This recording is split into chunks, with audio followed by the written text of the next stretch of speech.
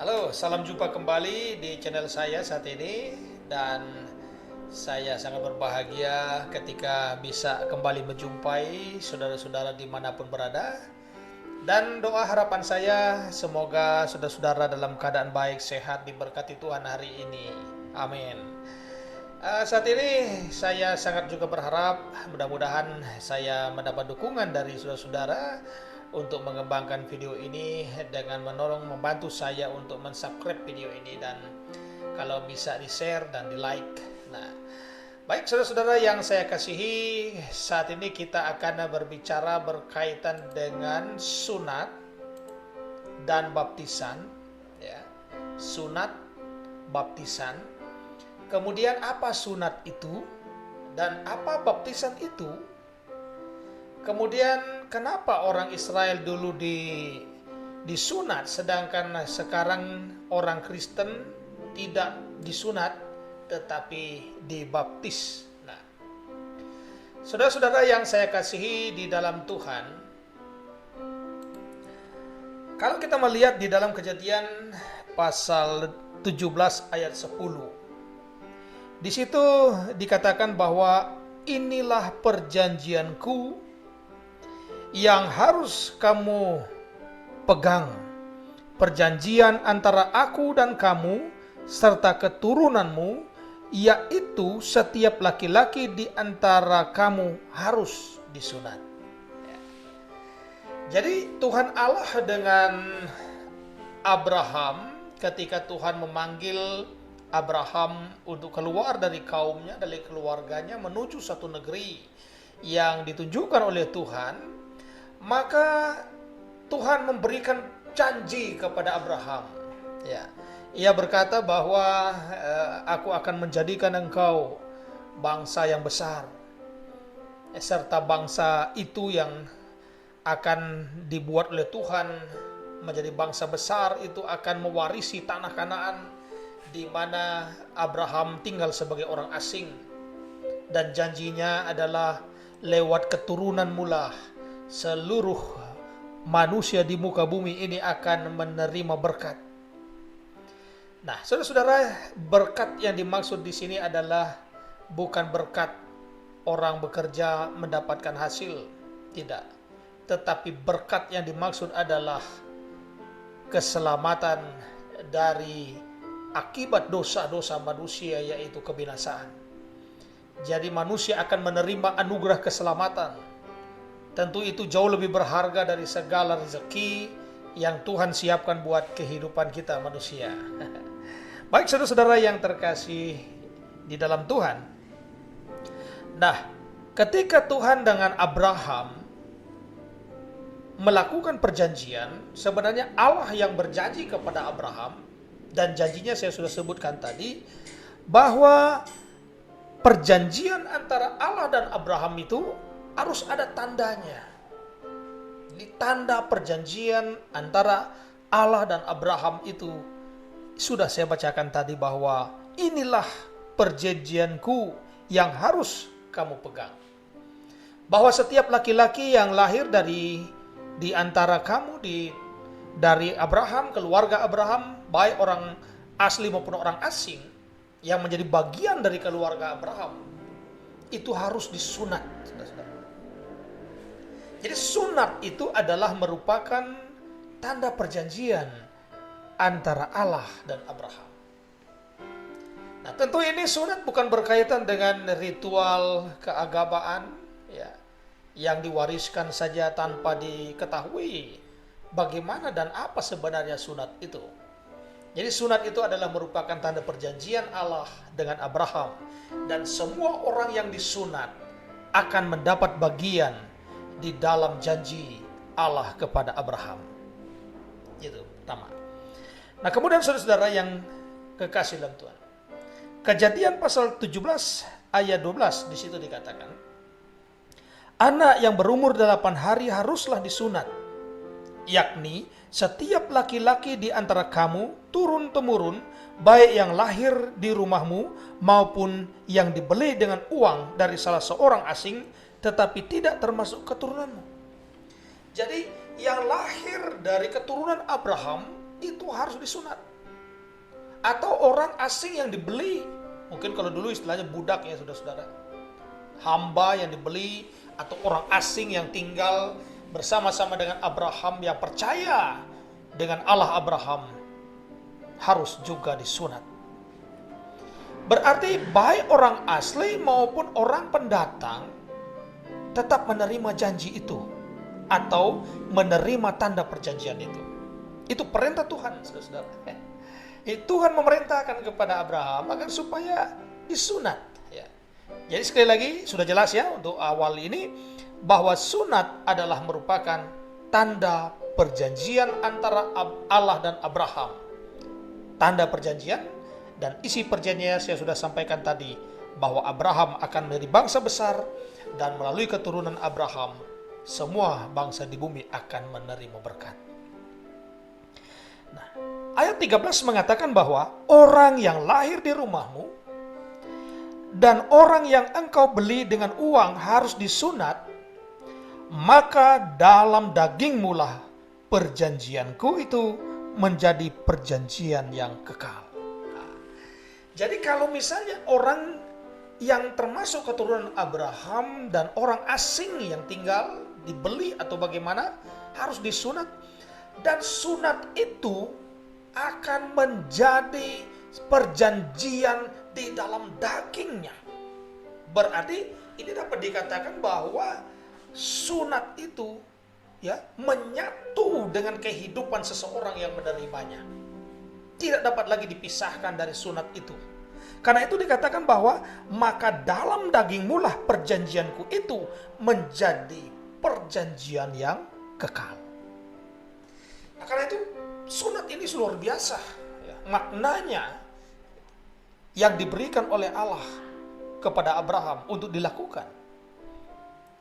Luar biasa saudara, ini berkaitan dengan dunia dan akhirat ya. Karena itu dia melekat di dalam diri Abraham dan kepada orang-orang yang menerima sunat itu, dan itulah isi perjanjian antara Allah dan Abraham. Isi perjanjian sudah jelas bahwa akan ada berkat ya. Dalam video sebelumnya saya mengatakan Injil ya. Jadi Injil itu adalah Kristus sendiri. Dialah kebenaran itu. Dialah yang membenarkan orang. Dialah yang menebus manusia dari segala dosa dan kesalahannya. Nah, itulah janji ya yang hendak diantar oleh Tuhan Allah melalui sunat. Nah, sekarang masalahnya saudara-saudara yang terkasih, ada yang masih disunat ya, bahkan ada satu kelompok yang sunat adalah merupakan salah satu syarat tanda juga dalam kehidupan beragama, dan itu masih terpelihara sampai sekarang. Nah, nanti kita pelajari lebih lanjut tentang hal tersebut. Nah, saudara-saudara yang terkasih dalam Tuhan, dan orang yang tidak disunat, yakni laki-laki yang tidak dikerat kulit katannya, maka orang itu harus dilenyapkan dari antara orang-orang sebangsanya. Ia telah mengingkari perjanjianku. Jadi ada resiko.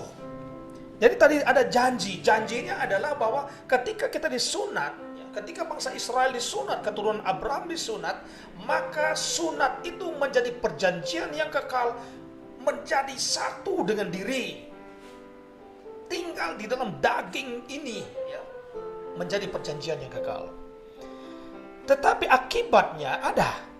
Kalau kita tidak disunat ya, kalau tidak disunat ya, maka di situ dikatakan orang itu akan mendapat hukuman yang sangat berat ya, bahwa orang itu akan dimusnahkan oleh Tuhan.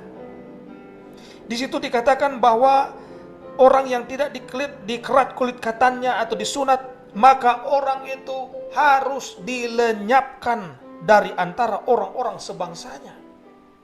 Itu berlaku pada Abraham dan keturunannya. Ya. Tuhan ingin membuat satu bangsa dari yang namanya Abraham dengan hal-hal yang diperintahkan oleh Tuhan. Tuhan waktu itu sudah ada bangsa-bangsa lain, sudah ada kerajaan-kerajaan lain. Tetapi Tuhan tidak menggunakan mereka karena mereka sudah tercemar oleh dosa-dosa dan pemahaman-pemahaman yang sesat pada waktu itu. Nah, saudara-saudara yang saya kasihi di dalam Tuhan, kemudian sunat itu sudah jelas ya. Dikatakan bahwa orang yang tidak disunat akan dilenyapkan dari bangsanya. Berarti luar biasa saudara-saudara, sunat ini ya, dia mengandung janji. Sekali lagi saya katakan bahwa sunat itu mengandung janji. Nah, di dalam Kejadian 17 ayat 26 dikatakan, pada hari itu juga Abraham dan Ismail anaknya disunat. Jadi perintah sunat itu diberikan oleh Tuhan Allah sebelum Ishak lahir. Ismail adalah merupakan anak dari budak daripada Sarah yang diberikan kepada Abraham, dan akhirnya dia melahirkan Ismail karena Sarah mandul pada waktu itu, tidak dapat melahirkan anak. Nah, saudara-saudara, Sarah memberikan Hagar ya kepada Abraham menjadi istrinya yang kedua bukan dalam rencana Tuhan, tetapi itu adalah rencana daripada Sarah untuk mendapatkan keturunan. Tetapi ceritanya jadi lain. Tetapi jelas ya, pada video sebelumnya juga saya sudah sampaikan bahwa yang disebut keturunanmu adalah yang dilahirkan oleh Sarah, yaitu Ishak. Nah, karena itu mulai ketika Abraham menerima janji, tanda perjanjian sunat itu, maka Abraham langsung melakukan perintah Tuhan dengan menyunat seluruh orang yang ada di dalam rumahnya, termasuk dirinya, anaknya pada waktu itu Ismail, dan segenap isi rumahnya. Dengan demikian saudara-saudara yang terkasih, bahwa Abraham taat kepada Allah dan ia melakukan apa yang diperintahkan oleh Tuhan, yaitu dia menyunatkan semua laki-laki yang ada di dalam rumahnya. Nah, kita masuk ke dalam perjanjian baru. Pada Matius pasal 3 ayat 1 dikatakan, pada waktu itu tampillah Yohanes Pembaptis di padang gurun Yudea dan memberitakan, bertobatlah kamu dan berilah dirimu dibaptis, maka Allah akan mengampuni dosamu. Ini babak kedua. Sebagaimana saya katakan bahwa sunat adalah merupakan tanda perjanjian Allah dengan Abraham, di mana Tuhan Allah merencanakan membuat satu bangsa, dan melalui keturunan Abraham ini maka semua bangsa di bumi akan mendapat berkat. Saudara yang terkasih dalam Tuhan, sekarang berkat itu yang dijanjikan itu, dan tanda perjanjiannya adalah sunat tadi, digenapi di dalam Yesus Kristus. Nah, karena itulah sebelum Tuhan Yesus turun ke dalam dunia menjadi manusia lewat perawan Maria, maka Tuhan Allah mengutus yang namanya Yohanes Pembaptis. Ini Yohanes ini saudara, nanti kita ceritakan secara khusus sejarahnya, luar biasa juga kelahirannya. Dan Yohanes ini disebut sebagai Yohanes Pembaptis karena dialah yang diutus duluan, dan umur daripada Yohanes Pembaptis dengan Tuhan Yesus itu selisihnya 6 bulan. Jadi pada waktu Elizabeth mengandung 6 bulan, maka Tuhan datang kepada Maria memberitakan bahwa ia akan mengandung dari Roh Kudus. Nah, saudara-saudara yang terkasih di dalam Tuhan, Yohanes Pembaptis kemudian datang, ia memberitakan tentang apa? Dia adalah satu tonggak sejarah penggenapan dari seluruh janji-janji Tuhan Allah kepada Abraham, dan digenapi di dalam Yesus. Namun yang diutus duluan adalah Yohanes Pembaptis untuk mempersiapkan kedatangan Mesias itu. Jadi kedatangan Mesias Tuhan Yesus itu bukan satu dadakan, kebetulan-kebetulan aja. Ada yang mengatakan bahwa Tuhan Yesus itu adalah manusia suci yang dikehendaki oleh Tuhan, ya, sehingga mendapatkan kasih karunia, mujizat-mujizat. Bukan, saudara-saudara. Tapi Tuhan Yesus itu adalah perjanjian yang telah dilakukan oleh Allah dengan Abraham. Berkat itu. Jadi berkat itu adalah Yesus. Jadi setiap orang yang menerima Yesus, ia menerima berkat itu yang dijanjikan, dan tandanya sunat. Nah, karena itu saudara, kalau kita masih disunat sekarang, berarti kita masih menanti janji itu. Jadi kita masih menanti janji tentang berkat itu kalau kita masih menggunakan tanda sunat itu sebagai salah satu tanda keagamaan kita. Nah, orang Kristen tidak lagi disunat. Kenapa saudara-saudara yang terkasih di dalam Tuhan? Di situ dikatakan bahwa kitab para nabi dan hukum Taurat berlaku sampai datangnya Yohanes Pembaptis. Jadi batas daripada perjanjian lama, perjanjian sunat itu yang diberikan oleh Allah kepada Abraham itu, dia berjalan dan digenapi. Dan tonggak batasnya di situ adalah ketika datangnya Yohanes Pembaptis. Apa maksud daripada Alkitab mengatakan bahwa kitab para nabi dan hukum Taurat itu berlaku sampai datangnya Yohanes? Karena apa? Karena Yohanes adalah utusan Tuhan yang mendahului Mesias akan datang. Sebab ketika Mesias akan datang, seluruh kitab para nabi sudah digenapi. Kata digenapi bukan tidak lengkap, saudara. Ya. Digenapi pemahamannya adalah diwujudkan janjinya oleh Tuhan Allah, dilaksanakan, gitu. Dipenuhinya janji itu. Yesus itulah janji berkat itu. Ya sekarang saudara-saudara jangan beranggapan Yesus itu siapa. Yesus itu jelas kronologisnya. Dialah berkat itu. Dan ketika Tuhan Yesus datang, Yohanes membaptis duluan untuk mempersiapkan jalan bagi kedatangan Mesias. Karena itu saudara yang terkasih dalam Tuhan, pada saat orang Farisi bertanya kepada Yohanes Pembaptis, dia bertanya, siapakah engkau? Engkaukah nabi yang akan datang? Ia berkata, bukan. Engkaukah Mesias? Yohanes mengatakan, bukan. Lalu kalau begitu, siapakah engkau? Apakah katamu tentang dirimu sendiri? Lalu tuh Yohanes kemudian berkata, akulah orang yang berseru-seru di padang gurun. Luruskanlah jalan bagi Tuhan. Persiapkanlah jalan bagi Tuhan. Hendaklah yang berlekuk-lekuk diratakan. Ya. Jadi Yohanes mempersiapkan kedatangan Mesias. Sekali lagi saudara, kedatangan Mesias, Tuhan Yesus itu bukan satu dadakan saja begitu. Atau dipilih-pilih aja oleh Tuhan Allah karena dia orang baik, bukan. Tetapi dipersiapkan oleh Tuhan. Itulah cara kerja Tuhan. Ini baru namanya Tuhan. Ya. Karena Tuhan itu bekerja ribuan tahun dan janjinya tetap. Karena itu dikatakan bahwa janji Tuhan itu seperti emas yang diuji dalam perapian 7 kali. Tidak perlu diragukan karena Tuhan berjanji dan pasti akan melaksanakannya. Nah, jadi kitab para nabi dan hukum Taurat telah digenapi di dalam diri Yesus. Karena itu dikatakan bahwa itu berlaku sampai datangnya Yohanes. Karena seluruh janji Tuhan sudah sempurna dilaksanakan di dalam Yesus. Diwujudkan janji itu. Nah, ketika diwujudkan, ketika sudah dilaksanakan janji itu, tentu perjanjian itu sudah tidak lagi berlaku. Jadi sama dengan kita berjanji ya kepada seseorang misalnya, kan kita berjumpa di satu tempat ya, janji. Ya. Tandanya apa? Saya pakai baju merah gitu kan. Setelah saya berjumpa dengan orang yang berjanji dengan saya, maka tanda itu tidak berguna lagi. Ya, karena sudah digenapi. Jadi sekali lagi saudara, tanda perjanjian sunat itu sudah digenapi.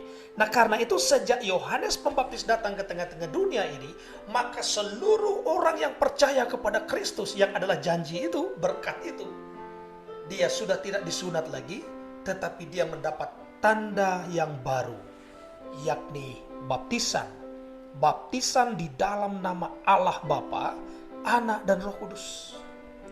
Sebagaimana juga diperintahkan oleh Tuhan bahwa semua orang akan dibaptis yang percaya.